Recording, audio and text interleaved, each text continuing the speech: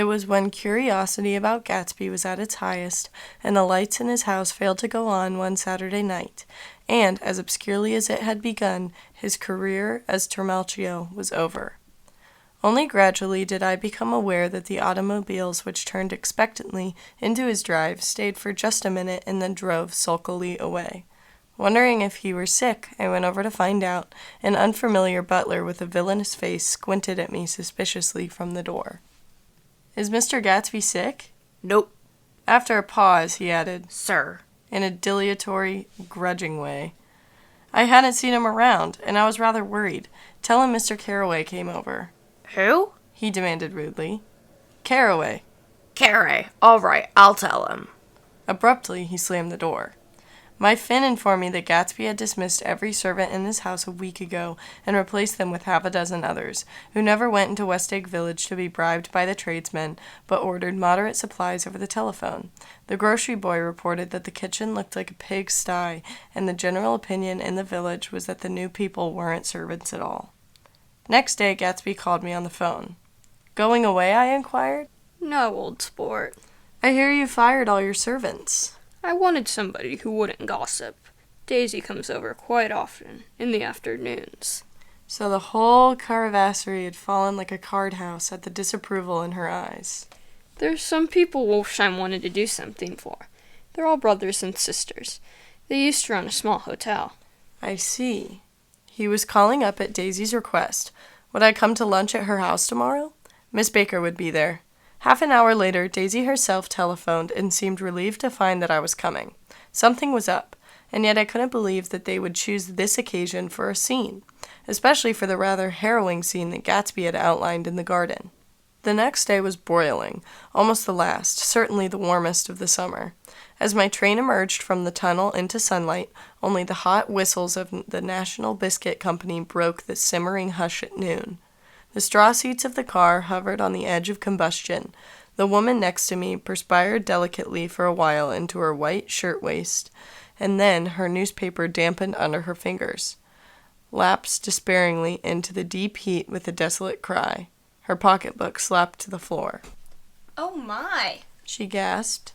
I picked it up with a weary bend and handed it back to her, holding it at arm's length and by the extreme tip of the corners to indicate that I had no designs upon it, but everyone nearby, including the woman, suspected me just the same. "Hot," said the conductor to familiar faces. "Some weather. Hot, hot, hot. Is it hot enough for you? Is it hot? Is it—" My commutation ticket came back to me with a dark stain from his hand. That anyone should care in this heat, whose flushed lips he kissed, whose head made damp the pajama pocket over his heart.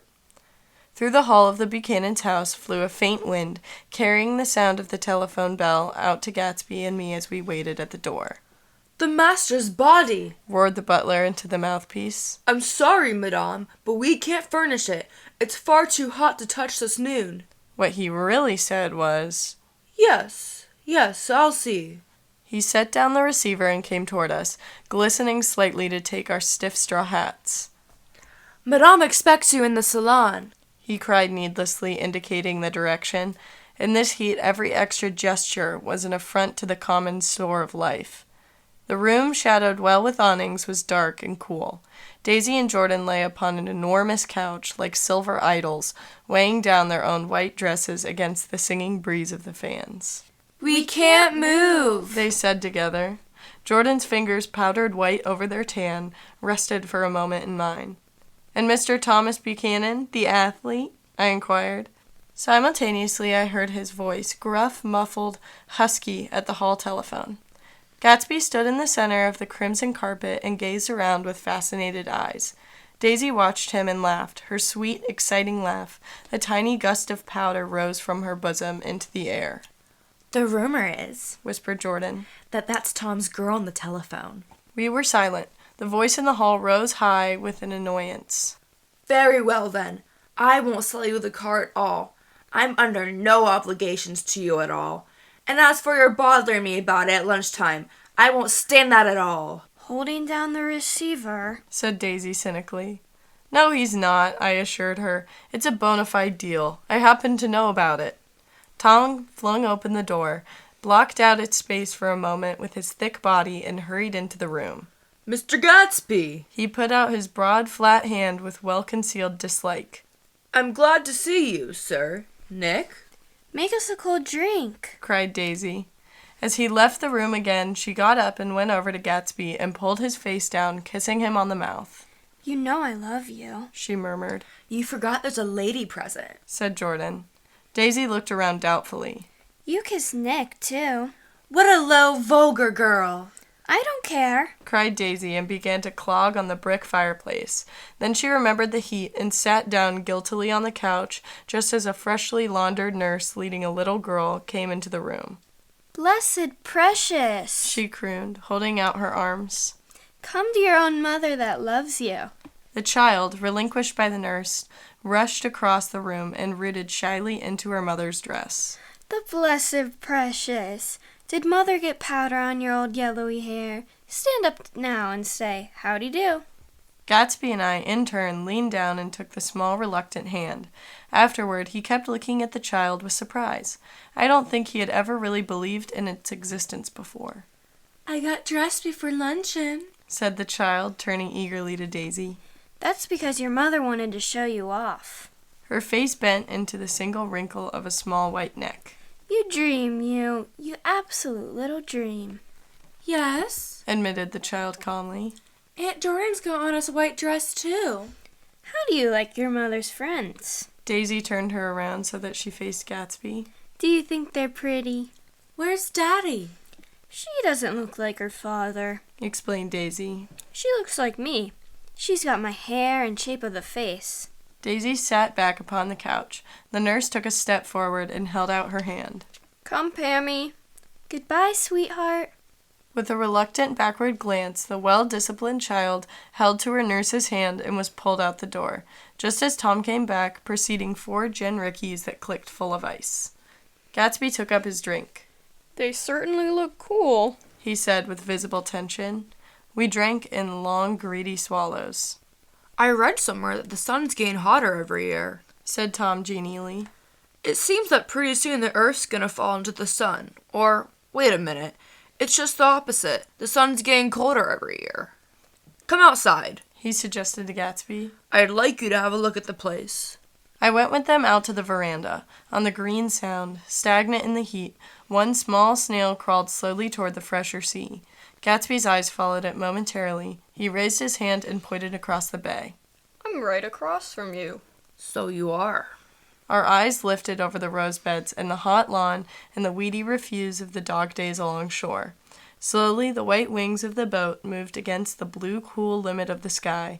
Ahead lay the scalloped ocean and the abounding Blessed Isles. There's sport for you, said Tom, nodding. I'd like to be out there with them for about an hour. We had luncheon in the dining room, darkened too, against the heat, and drank down nervous gaiety with the cold ale. What do we do with ourselves this afternoon? Cried Daisy. And the day after that? In the next 30 years? Don't be morbid, Jordan said. Life starts all over again when it gets crisp in the fall. But it's so hot, insisted Daisy, on the verge of tears. And everything's so confused. Let's all go to town. Her voice struggled on through the heat, beating against it, molding its senselessness into forms. I've heard of making a garage out of a stable, Tom was saying to Gatsby. But I'm the first man who ever made a stable out of a garage. Who wants to go into town? Demanded Daisy insistently. Gatsby's eyes floated toward her. Ah, she cried. You look so cool. Their eyes met, and they stared together at each other, alone in space. With an effort, she glanced down at the table. You always look so cool, she repeated. She had told him that she loved him, and Tom Buchanan saw. He was astounded. His mouth opened a little, and he looked at Gatsby and then back at Daisy as if he had just recognized her as someone he knew a long time ago. You resemble the advertisement of the man, she went on innocently. You know, the advertisement of the man. All right, broke in Tom quickly. I am perfectly willing to go to town. Come on, we're all going to town. He got up, his eyes still flashing between Gatsby and his wife. No one moved. Come on. His temper cracked a little. What's the matter, anyhow? If we're going to town, let's start. His hand, trembling with his effort at self-control, bore to his lips the last of his glass of ale. Daisy's voice got us to our feet and out onto the blazing gravel drive. Are we just going to go? She objected. Like this?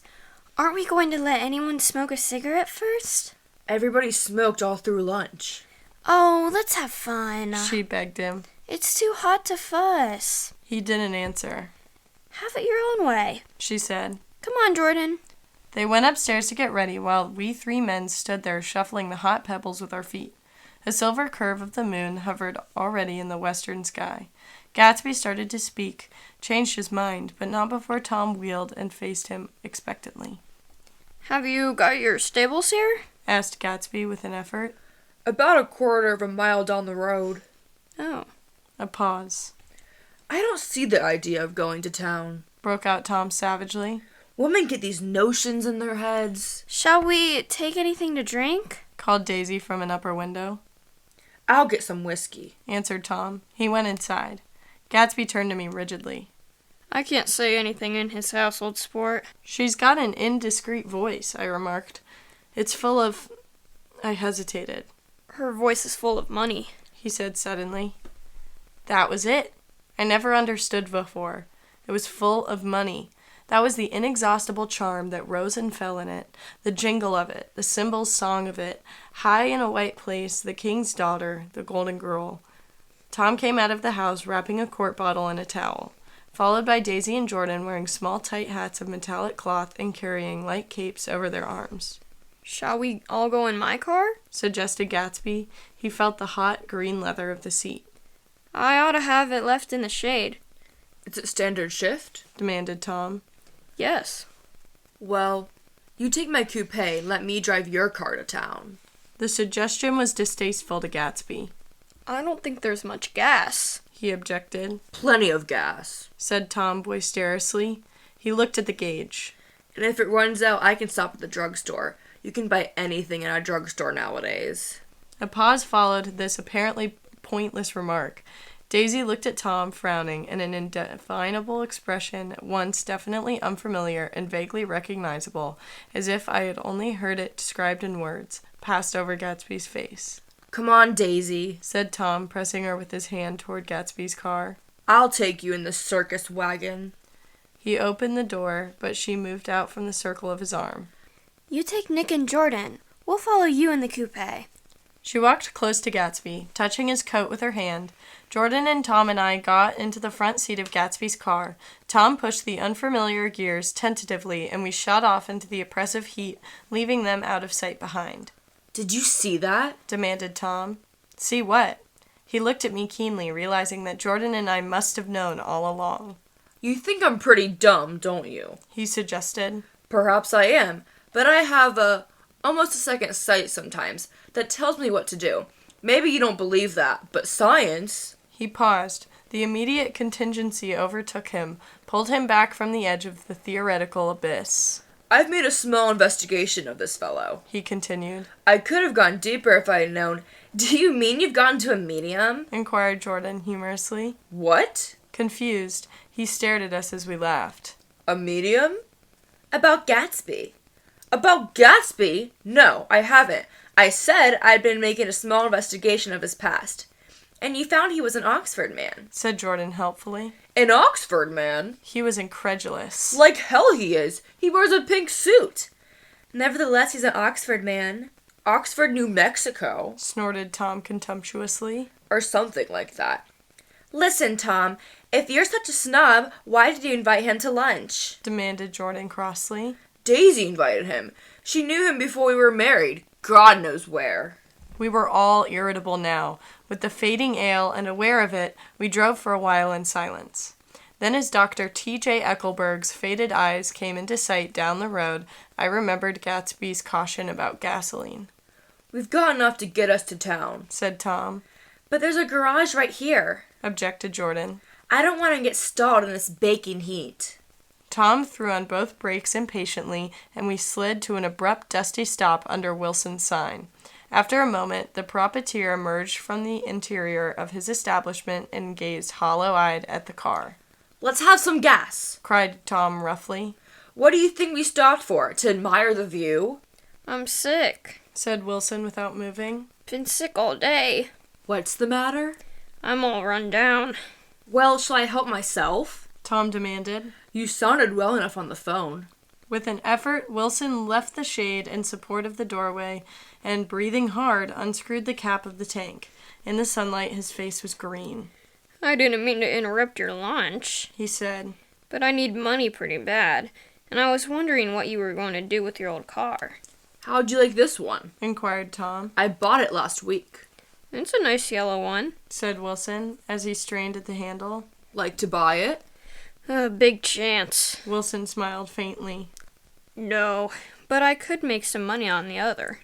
What do you want money for all of a sudden? I've been here too long. I want to get away. My wife and I want to go west. Your wife does. Exclaimed Tom, startled. She's been talking about it for 10 years. He rested for a moment against the pump, shading his eyes. And now she's going whether she wants to or not. I'm going to get her away. The coupe flashed by us with a flurry of dust and the flash of a waving hand. What do I owe you? Demanded Tom harshly. I just got wised up to something funny the last 2 days. Remarked Wilson. That's why I want to get away. That's why I've been bothering you about the car. What do I owe you? $1.20. The relentless beating heat was beginning to confuse me, and I had a bad moment there before I realized that so far his suspicions hadn't aligned on Tom. He had discovered that Myrtle had some sort of life apart from him in another world, and the shock had made him physically sick. I stared at him, then at Tom, who had made a parallel discovery less than an hour before, and it occurred to me that there was no difference between men, in intelligence or race, so profound as the difference between the sick and the well. Wilson was so sick that he looked guilty, unforgivably guilty, as if he had just got some poor girl with child. I'll let you have that car, said Tom. I'll send it over tomorrow afternoon. That locality was always vaguely disquieting, even in the broad glare of afternoon, and now I turned my head as though I had been warned of something behind.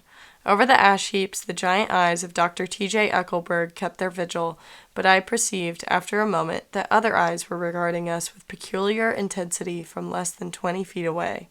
In one of the windows over the garage, the curtains had been moved aside a little, and Myrtle Wilson was peering down at the car. So engrossed was she that she had no consciousness of being observed, and one emotion after another crept into her face like objects into a slowly developing picture. Her expression was curiously familiar.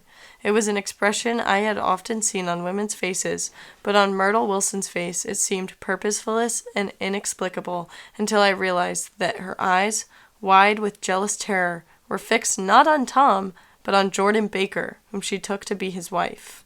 There is no confusion like the confusion of a simple mind, and as we drove away, Tom was feeling the hot whips of panic. His wife and his mistress, until an hour ago, secure and inviolate, were slipping precipitately from his control.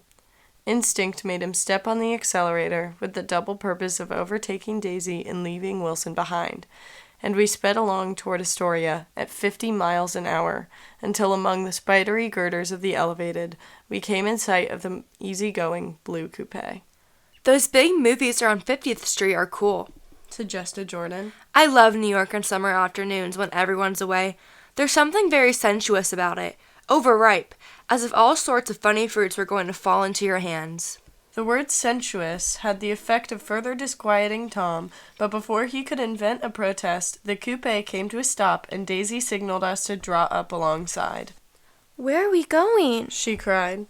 How about the movies? It's so hot. She complained. You go. We'll ride around and meet you after. With an effort, her wit rose faintly. We'll meet you on some corner. I'll be the man smoking 2 cigarettes. We can't argue about it here. Tom said impatiently as a truck gave out a cursing whistle behind us. You followed me to the south side of Central Park, in front of the plaza. Several times he turned his head and looked back for their car, and if the traffic delayed them, he slowed up until they came into sight. I think he was afraid that they would dart down a side street and out of his life forever. But they didn't, and we all took the less explicable step of engaging the parlor of a suite in the Plaza Hotel. The prolonged and tumultuous agreement that ended by herding us into that room eludes me, though I have a sharp physical memory that, in the course of it, my underwear kept climbing like a damp snake around my legs, and intermittent beads of sweat raced cool across my back. The notion originated with Daisy's suggestion that we hire 5 bathrooms and take cold baths, and then assumed more tangible form as a place to have a mint julep. Each of us said over and over that it was a crazy idea. We all talked at once to a baffled clerk and thought, or pretended to think, that we were being very funny.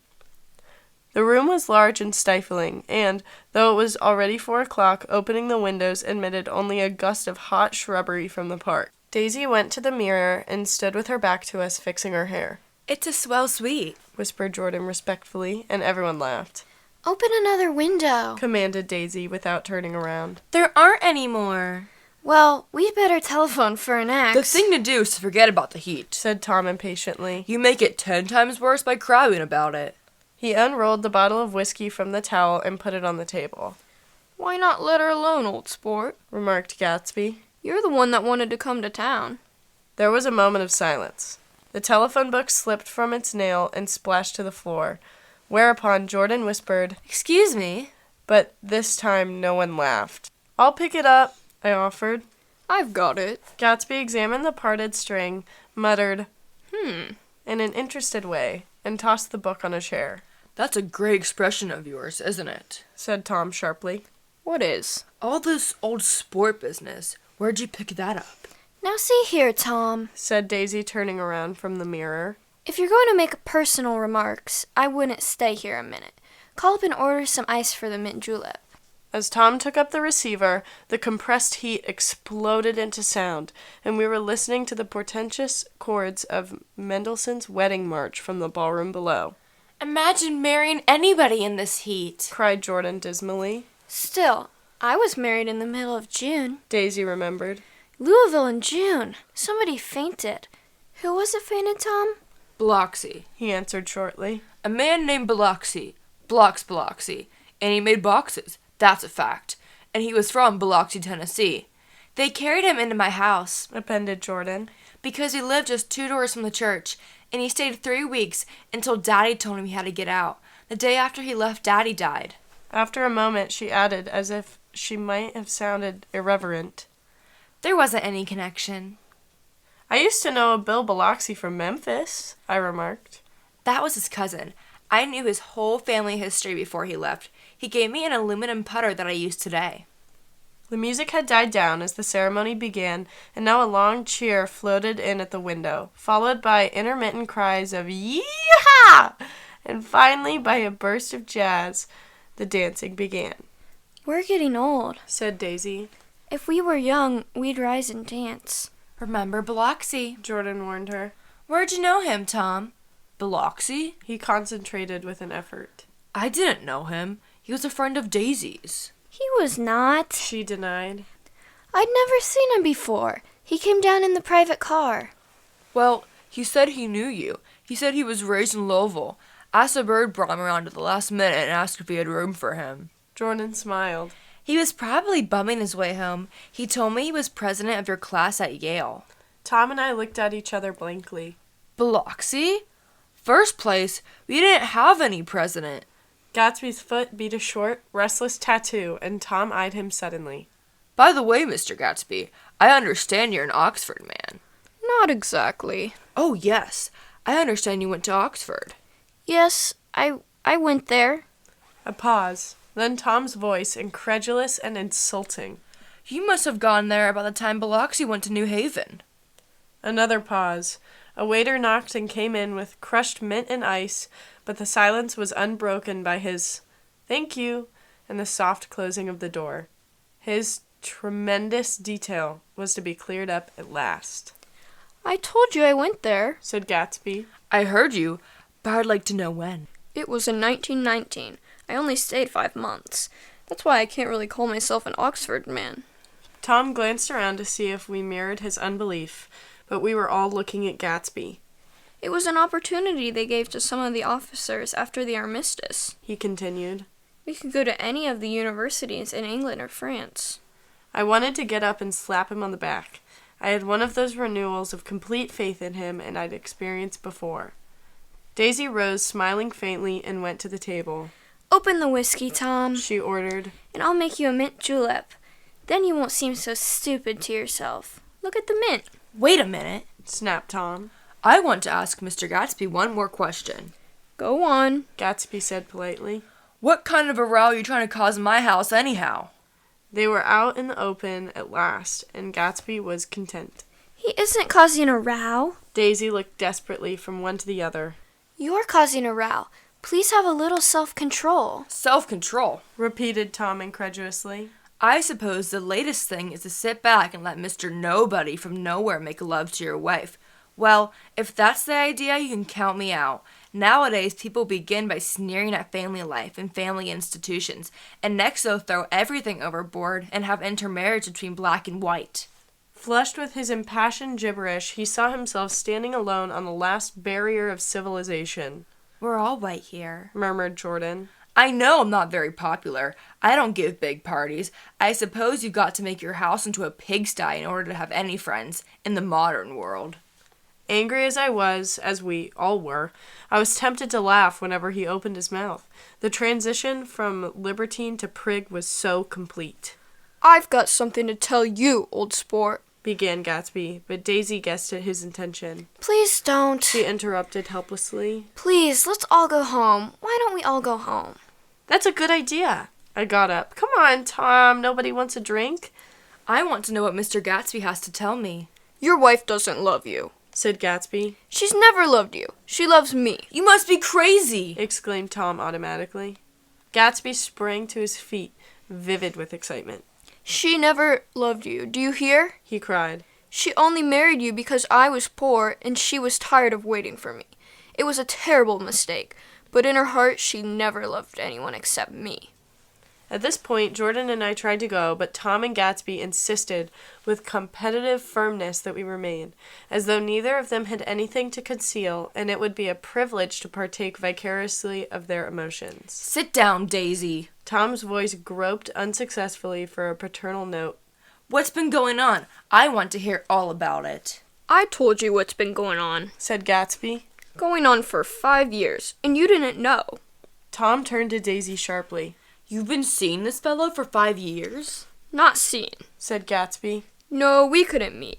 But both of us loved each other all that time, old sport. And you didn't know. I used to laugh sometimes. But there was no laughter in his eyes. To think that you didn't know. Oh, that's all. Tom tapped his thick fingers together like a clergyman and leaned back in his chair. You're crazy. He exploded. I can't speak about what happened 5 years ago because I didn't know Daisy then, and I'll be damned if I see how you got within a mile of her unless you brought the groceries to the back door. But all the rest of that's a goddamned lie. Daisy loved me when she married me, and she loves me now. No. Said Gatsby, shaking his head. She does, though. The trouble is that sometimes she gets foolish ideas in her head and doesn't know what she's doing. He nodded sagely. And what's more, I love Daisy too. Once in a while I go off on a spree and make a fool of myself, but I always come back, and in my heart I love her all the time. You're revolting. Said Daisy. She turned to me, and her voice dropping an octave lower, filled the room with thrilling scorn. Do you know why we left Chicago? I'm surprised that they didn't treat you to the story of that little spree. Gatsby walked over and stood beside her. Daisy, that's all over now. He said earnestly. It doesn't matter anymore. Just tell him the truth, that you never loved him, and it's all wiped out forever. She looked at him blindly. Why, how could I love him possibly? You never loved him. She hesitated. Her eyes fell on Jordan and me with a sort of appeal, as though she realized at last what she was doing, and as though she had never, all along, intended doing anything at all. But it was done now. It was too late. I never loved him, She said with perceptible reluctance. Not at Kapiolani? Demanded Tom suddenly. No. From the ballroom beneath, muffled and suffocating chords were drifting up on hot waves of air. Not the day I carried you down from the punch bowl to keep your shoes dry? There was a husky tenderness in his tone. Daisy? Please don't. Her voice was cold, but the rancor was gone from it. She looked at Gatsby. There, Jay. She said, but her hand as she tried to light a cigarette was trembling. Suddenly, she threw the cigarette and the burning match on the carpet. Oh, you want too much. She cried to Gatsby. I love you now. Isn't that enough? I can't help what's past. She began to sob helplessly. I did love him once, but I love you too. Gatsby's eyes opened and closed. You loved me too? He repeated. Even that's a lie, Said Tom savagely. She didn't know you were alive. Why, there's things between Daisy and me that you'll never know. Things that neither of us can ever forget. The words seemed to bite physically into Gatsby. I want to speak to Daisy alone. He insisted. She's all excited now. Even alone, I can't say I never loved Tom. She admitted in a pitiful voice. It wouldn't be true. Of course it wouldn't. Agreed Tom. She turned to her husband. As if it mattered to you. She said. Of course it matters. I'm going to take better care of you from now on. You don't understand. Said Gatsby with a touch of panic. You're not going to take care of her anymore. I'm not? Tom opened his eyes wide and laughed. He could afford to control himself now. Why's that? Daisy's leaving you. Nonsense. I am, though. She said with a visible effort. She's not leaving me. Tom's words suddenly leaned down over Gatsby. Certainly not for the common swindler who'd have to steal a ring he put on her finger. I won't stand this. Cried Daisy. Oh, please, let's get out. Who are you, anyhow? Broke out Tom. You're one of that bunch that hangs around with Meyer Wolfsheim.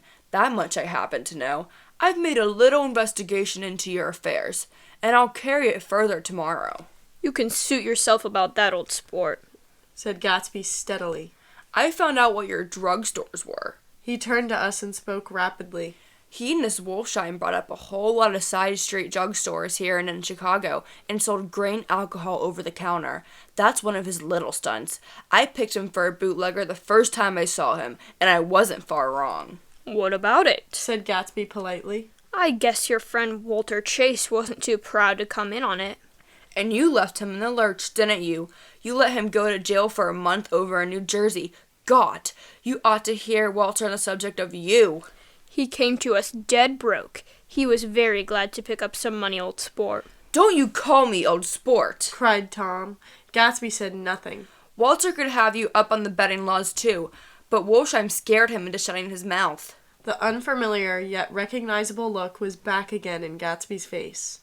That drugstore business was just a small change, Continued Tom slowly. but you've got something now that Walter's afraid to tell me about. I glanced at Daisy, who was staring terrified between Gatsby and her husband, and at Jordan, who had begun to balance an invisible but absorbing object on the tip of her chin. Then I turned back to Gatsby and was startled at his expression. He looked, as this is said in all contempt for the blabbered slander of his garden, as if he had killed a man. For a moment, the set of his face could be described in just that fantastic way. It passed, and he began to talk excitedly to Daisy, denying everything, defending his name against accusations that had not been made, but with every word she was drawing further and further into herself. So he gave that up, and only the dead dream fought on as this afternoon slipped away, trying to touch what was no longer tangible, struggling unhappily, undespairingly, toward that lost voice across the room. The voice begged again to go. Please, Tom, I can't stand this anymore. Her frightened eyes told that whatever intentions, whatever courage she had had, were definitely gone. You two start on home, Daisy, Said Tom. in Mr. Gatsby's car.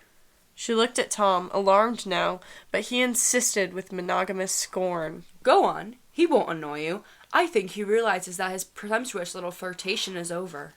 They were gone, without a word, snapped out, made accidental, isolated, like ghosts, even from our pity. After a moment, Tom got up and began wrapping the unopened bottle of whiskey in the towel.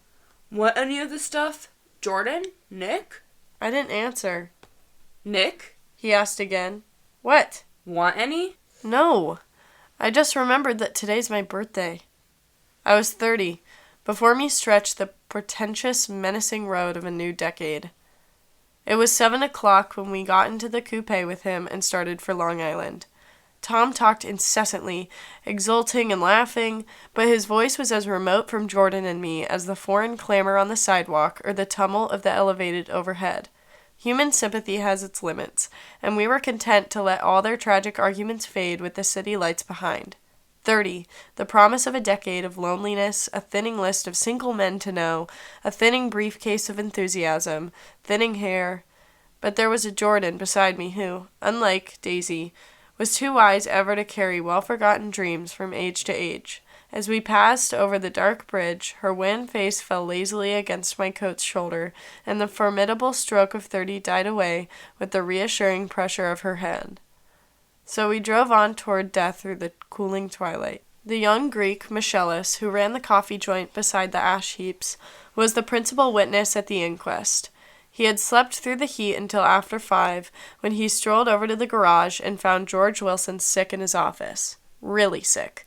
Pale as his own pale hair, and shaking all over. Michaelis advised him to go to bed, but Wilson refused, saying that he'd miss a lot of business if he did. While his neighbor was trying to persuade him, a violent racket broke out overhead. "I've got my wife locked up in here," explained Wilson calmly. "She's going to stay here till the day after tomorrow, and then we're going to move away."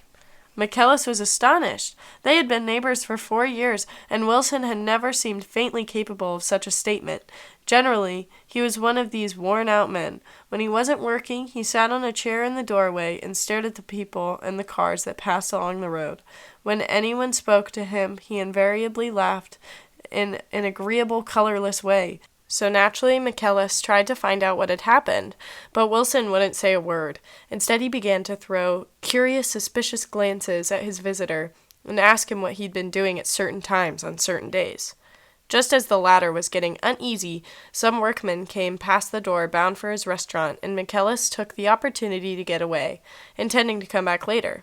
But he didn't. He supposed he'd forgot to, that's all. When he came outside again a little after 7, he was reminded of the conversation because he heard Mrs. Wilson's voice, loud and scolding, downstairs in the garage. "Beat me!" he heard her cry. "Throw me down and beat me, you dirty little coward!" A moment later she rushed out into the dusk, waving her hands and shouting. Before he could move from his door, the business was over. The death car, as the newspapers called it, didn't stop. It came out of the gathering darkness, wavered tragically for a moment, and then disappeared around the next bend. Michaelis wasn't even sure of its color. He told the first policeman that it was light green. The other car, the one going toward New York, came to a rest 100 yards beyond, and its driver hurried back to where Myrtle Wilson, her life violently extinguished, knelt in the road and mingled her thick, dark blood with the dust. Michaelis and this man reached her first, but when they had torn open her shirtwaist, still damp with perspiration, they saw that her left breast was swinging loose, like a flap, and there was no need to listen for the heart beneath. The mouth was wide open and ripped at the corners, as though she had choked a little in giving up a tremendous vitality she had stored so long. We saw the 3 or 4 automobiles and the crowd when we were still some distance away. "Wreck," said Tom. "That's good. Wilson have a little business at last." He slowed down, but still without any intention of stopping until, as we came nearer, the hushed, intent faces of the people at the garage door made him automatically put on the brakes. "We'll take a look," he said doubtfully. "Just a look." I became aware now of a hollow, wailing sound which issued incessantly from the garage, a sound which, as we got out of the coupe and walked toward the door, resolved itself into the words, "Oh my God!" uttered over and over in a gasping moan. "There's some bad trouble here," said Tom excitedly. He reached up on tiptoes and peered over a circle of heads into the garage, which was lit only by a yellow light in a swinging wire basket overhead. Then he made a harsh sound in his throat and with a violent thrusting movement of his powerful arms pushed his way through. The circle closed up again with a running murmur of expostulation. It was a minute before I could see anything at all. Then new arrivals disarranged the line that Jordan and I were pushed suddenly aside. Myrtle Wilson's body, wrapped in a blanket, and then in another blanket, as though she suffered from a chill in that hot night, lay on a work table by the wall, and Tom, with his back to us, was bending over it motionless. Next to him stood a motorcycle policeman, taking down names, with so much sweat and correction in a little book. At first I couldn't find the source of the high, groaning words that echoed clamorously through the bare garage.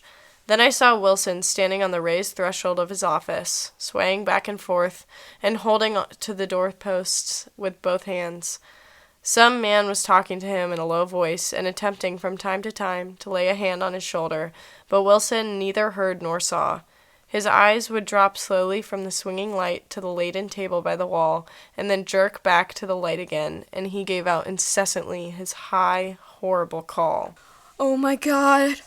Oh my God. Oh God. Oh my God. Presently Tom lifted his head with a jerk, and after staring around the garage with glazed eyes, addressed a mumbled, incoherent remark to the policeman. M-A-Y? The policeman was saying. O? No. R. Corrected the man. M-A-V-R. Listen to me. Muttered Tom fiercely. R. Said the policeman. O? G. G? He looked up as Tom's broad hand fell sharply on his shoulder. What you want, fella? What happened? That's what I want to know. Auto hit her. Instantly killed. Instantly killed. Repeated Tom, staring. She ran out in the road. Son of a bitch didn't even stop his car. There was 2 cars, said McKellis. One coming, one going. See? Going where? Asked the policeman keenly. One going each way. Well, she... His hand rose toward the blankets, but stopped halfway and fell to his side. She ran out there, and the one coming from New York knocked her going 30 or 40 miles an hour. What's the name of this place here? Demanded the officer. Hasn't got any name. A pale, well-dressed man stepped near. It was a yellow car. He said. Big yellow car. New. See the accident? Asked the policeman. No, but the car passed me down the road, going faster than 40, going 50, 60. Come here and let's have your name. Look out now. I want to get his name. Some words of this conversation must have reached Wilson, swaying in the office door, for suddenly a new theme found voice among his gasping cries. You don't have to tell me what kind of car it was. I know what kind of car it was. Watching Tom, I saw the wad of muscle back of his shoulder tighten under his coat. He walked quickly over to Wilson, and standing in front of him, seized firmly by the upper arms. You've got to pull yourself together, he said with soothing gruffness. Wilson's eyes fell upon Tom. He started up on his tiptoes, and then would have collapsed to his knees had not Tom held him upright. Listen, said Tom, shaking him a little. I just got here a minute ago from New York. I was bringing you that coupe we've been talking about. That yellow car I was driving this afternoon wasn't mine. Do you hear? I haven't seen it all afternoon.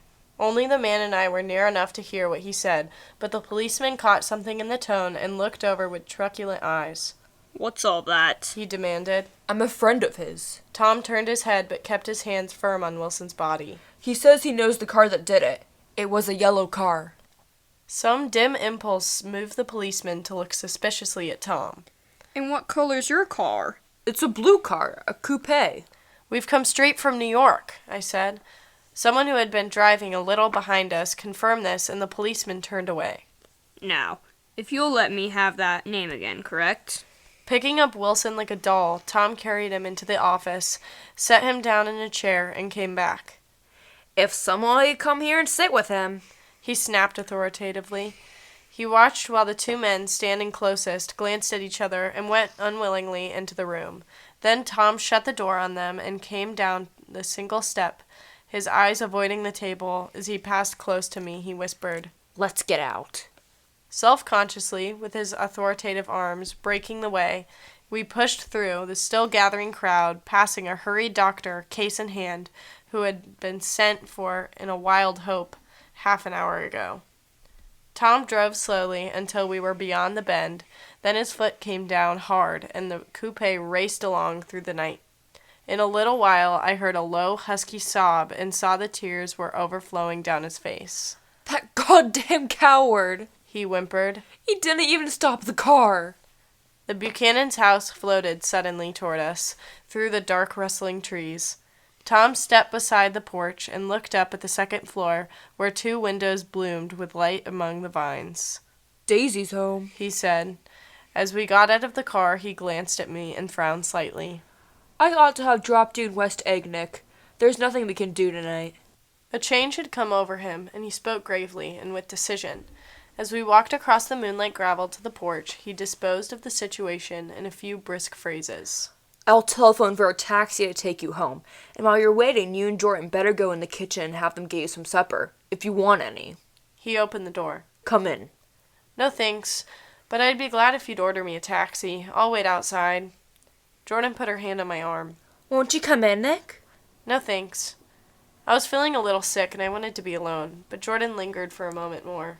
It's only 9:30, she said. I'd be damned if I go in. I'd had enough of all of them for one day, and suddenly that included Jordan too.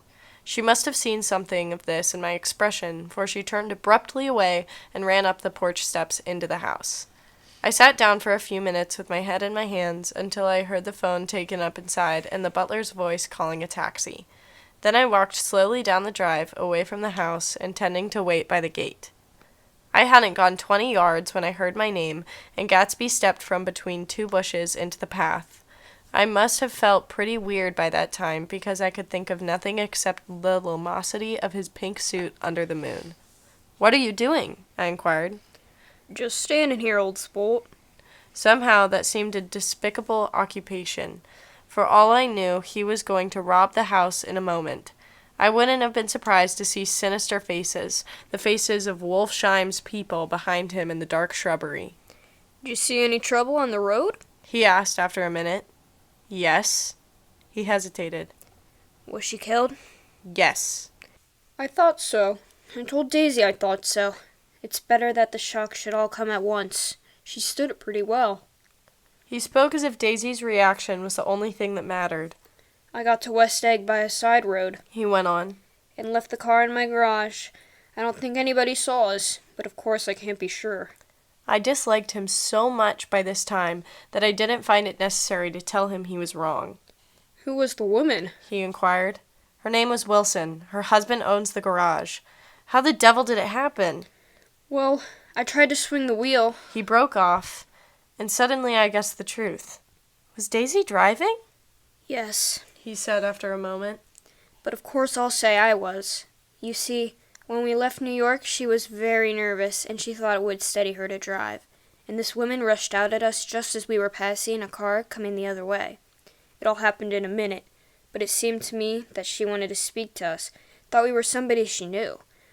Well, first Daisy turned away from the woman toward the other car, and then she lost her nerve and turned back. The second my hand reached the wheel, I felt the shock. It must have killed her instantly. It ripped her open, and Don't tell me, old sport. he winced. Anyhow, Daisy stepped on it. I tried to make her stop, but she couldn't, so I pulled on the emergency brake. Then she fell over in my lap, and I drove on. She'll be all right tomorrow. He said presently. I'm just going to wait here and see if he tries to bother her about that unpleasantness this afternoon. She's locked herself into her room, and if he tries any brutality, she's going to turn the light out and on again. He won't touch her, I said. He's not thinking about her. I don't trust him, old sport. How long are you going to wait? All night if necessary. Anyhow, till they all go to bed. A new point of view occurred to me.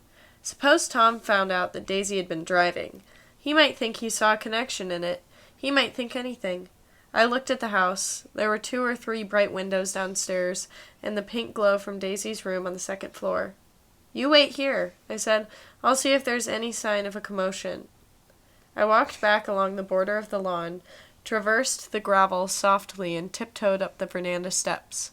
The drawing-room curtains were open, and I saw that the room was empty. Crossing the porch where we had dined that June night 3 months before, I came to a small rectangle of light, which I guessed was the pantry window.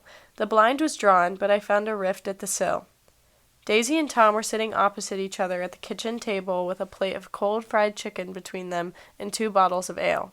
He was talking intently across the table at her, and in his earnestness his hand had fallen upon and covered her own. Once in a while she looked up at him and nodded in agreement. They weren't happy, and neither of them had touched the chicken or the ale, and yet they weren't unhappy either. There was an unmistakable air of natural intimacy about the picture, and anybody would have said that they were conspiring together. As I tiptoed from the porch, I heard my taxi feeling its way along the dark road toward the house. Gatsby was waiting where I had left him in the drive. Is it all quiet up there? He asked anxiously. Yes, it's all quiet. I hesitated. You better come home and get some sleep. He shook his head. I want to wait here till Daisy goes to bed. Good night, old sport. He put his hands in his coat pockets and turned back eagerly to his scrutiny of the house, as though my presence marred the sacredness of the vigil. So I walked away and left him standing there in the moonlight, watching over nothing.